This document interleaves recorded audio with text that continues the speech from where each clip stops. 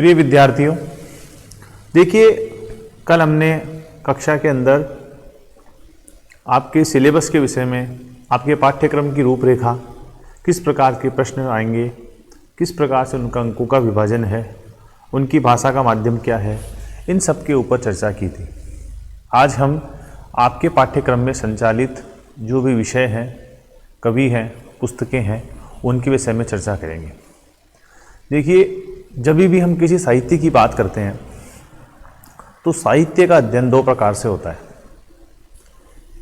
एक तो कवि और एक उनके द्वारा रचित पुस्तकें, दोनों में अन्योन्याश्रय संबंध होता है। जब हम किसी कवि को पढ़ते हैं तो उस कवि को पढ़ते समय हमें उनकी कृतियों का अध्ययन करना पड़ता है, उसके कालखंड को देखना पड़ता है कि किन परिस्थितियों के अंदर इन्होंने जो ग्रंथ लिखे हैं उनका तत्कालीन समाज पर क्या प्रभाव पड़ा और उस समाज का उन ग्रंथों पर क्या प्रभाव पड़ा। दूसरी ओर जब हम पुस्तकों को पढ़ते हैं तो पुस्तकों को पढ़ते समय भी हमें कवियों को पढ़ना पड़ता है और कवियों के आधार पर ही हमें पुस्तकों का अध्ययन करना पड़ता है। तो चाहे कवि पढ़े या उनके द्वारा रचित पुस्तकें, दोनों में अन्योन्याश्रय संबंध है। तो इसी दृष्टि के अंदर आपके जो इकाइयाँ दी गई है पाठ्यक्रम में, जो इकाई है उसके अंदर तो जो कवि हैं उन कवियों का अध्ययन है, जैसे कालिदास, भारवी, हर्ष इत्यादि। और जो दूसरी इकाइयाँ हैं उन इकाइयों के अंदर पुस्तकें हैं। यानी कि जब आप पुस्तकें जैसे कुमार संभवम, रघुवंश, तो जब हम पुस्तकें पढ़ेंगे तो उसके साथ साथ हमारा कवियों का अध्ययन भी होता रहेगा। तो जो 5वीं यूनिट और पहली यूनिट है उनमें परस्पर भेद नहीं है। जब आप इन यूनिटों को पढ़ेंगे तो कवि का परिचय आपका अपने आप ही पूर्ण हो जाएगा। और भी कुछ अगर शेष रहता है तो हम उसको पूरा करेंगे। तो देखिए, आपके सिलेबस के अंदर कृति चलती है कुमार संभवम,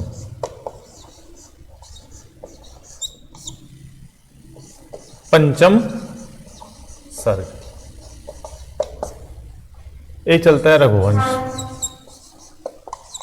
इसका प्रथम सर्ग। ये दोनों पुस्तकें 3 इकाई को पूरी करती हैं।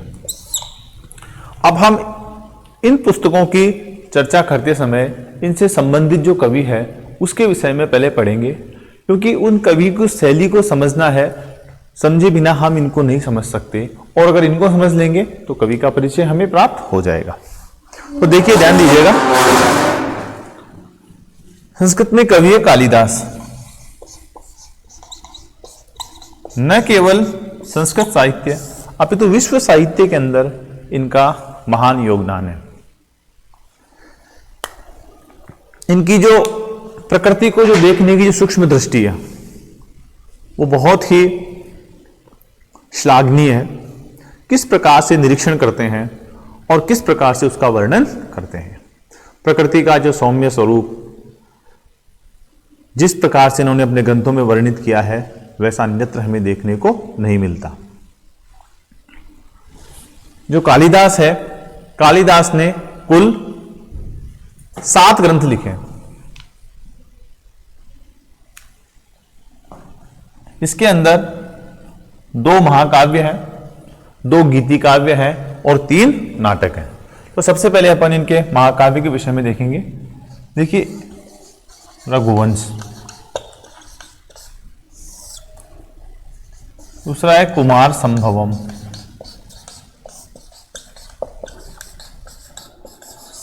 ये 2 महाकाव्य हैं।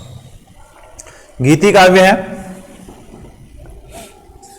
मेघदूत और ऋतु संहार। और ध्यान दीजिएगा, 3 नाटक है।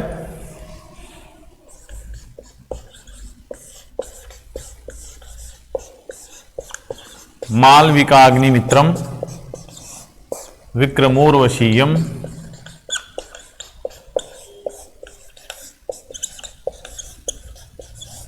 और अभिज्ञान शाकुंतलम।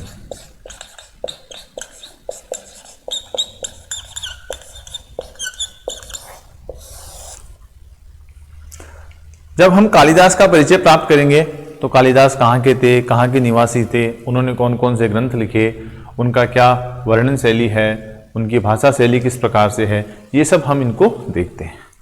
और जब विशेष पढ़ेंगे तब रघुवंश और कुमार संभवम। तो रघुवंश और कुमार संभवम के अंदर आपके पूरे नहीं चलते हैं, ध्यान दीजिएगा। कुमार संभवम का केवल पंचम सर्ग, 17 सर्ग है इसमें कुल, जिसमें केवल पंचम सर्ग, 5वां सर्ग, और रघुवंश के अंदर प्रथम सर्ग केवल। ये 2 यूनिट में विभाजित है, सेकंड और थर्ड, इसमें भी 2 आधे आधे श्लोक करके।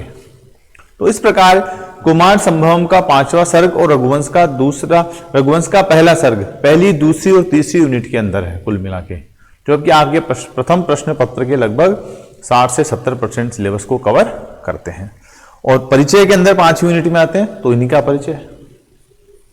तो अब हम बात करते हैं कुमार संभवम की, कि कुमार संभवम क्या है, इसकी विषय वस्तु क्या है, इन सबके ऊपर चर्चा करेंगे। देखिए, कुमार का मतलब होता है कार्तिकेय। हमें पता है कि भगवान शंकर के 2 पुत्र थे, गणेश और कार्तिकेय, और कार्तिकेय ने तारकासुर का वध किया था। कार्तिकेय के माता पिता हैं शिव और पार्वती। शिव और पार्वती, पार्वती की उत्पत्ति किस प्रकार से उत्पन्न हुई, पार्वती के माता पिता कौन है, वहां से कथा शुरू होकर के पार्वती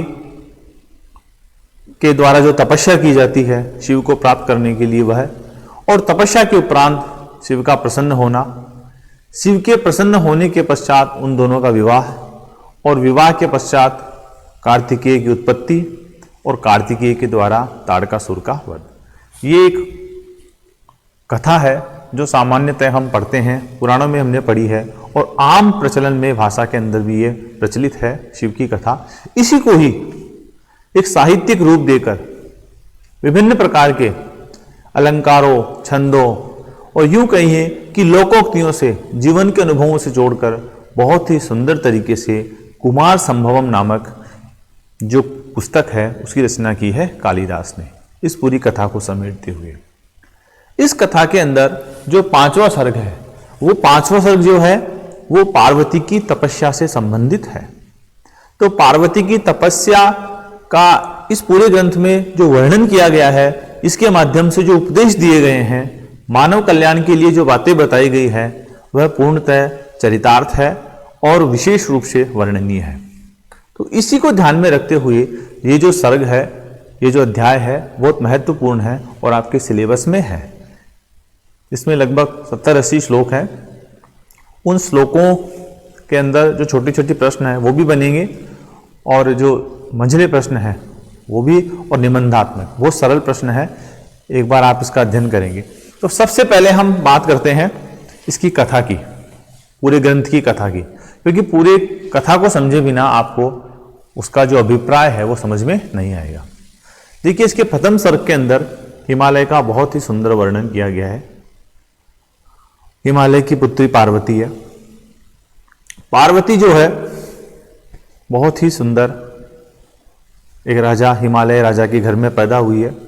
उसके पास सभी ऐशो आराम है, लेकिन शिव के प्रति उनका अनुराग है। शिव के पास वह उनकी सेवार्थ या उनकी पूजा के लिए जाया करती है। अच्छा, इसका कारण क्या है? ये कारण इसके पीछे देखो, पौराणिक कथाओं में अवान्तर कथाएं बहुत जुड़ी हुई है। तारकासुर ने पूर्व जन्म में तपस्या की, और तपस्या करने के पश्चात यह वर पाया कि शिव की पुत्र या पुत्री, शिव का जो होने वाला जो संतति है वही उसका वध कर पाएगा।